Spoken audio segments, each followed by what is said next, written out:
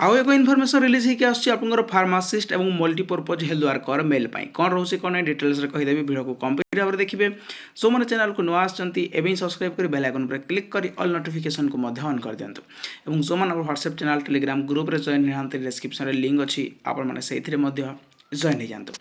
सप्ताहक फार्मासीस्ट और एमपीएसडब्ल्यू चाकरी आशायी मेधा तालिका ठीक अच्छे कौन रोचे देखो फार्मासीस्ट और एमपीएसडब्ल्यू चाकरी आशायी खुशी खबर रोचे आसंता एक सप्ताह भितर फार्मासीस्ट और बहुमुखी स्वास्थ्यकर्मी एमपीएसडब्ल्यू मेल चाकरी मेधा तालिका प्रकाश पाइब। आशायी मानक यह प्रतिश्रुति देते Odisha subordinate staff selection commission और ट्रिपल एससी जो अध्यक्ष रोचंती अध्यक्षक Lalit Das Odisha subordinate staff selection commission माने और ट्रिपल एस जो अधीक्षक रोचंती ललित दास सी कहते गोटे सप्ताह मध्य आपंकर कौन हम फार्मासीस्ट और मल्टीपर्पज हेल्थ वर्कर मेल तार जो मेरिट लिस्ट प्रकाश पाइब।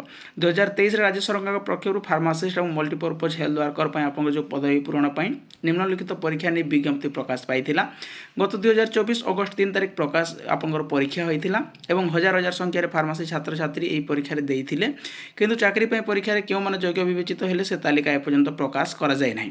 गुरुवार शह शह संख्यार आशायी भुवनेश्वर यूनिट 1 स्थित ओएसएससी ऑफिस आगे शांतिपूर्ण आंदोलन करते आपको कहुच्छे आप गोटे सप्ताह मध्य फार्मासीस्ट और multipurpose health worker male result को पब्लिश कर किए और ट्रिपल एससी एटा किए कहते अध्यक्षक ललित दास। एतिक रोज इनफर्मेशन आशा करुँच आपको भल लगी जब इनफर्मेशन नोटिस आपको भल लगी था लाइक शेयर सब्सक्राइब करने को भूलें। Thank you.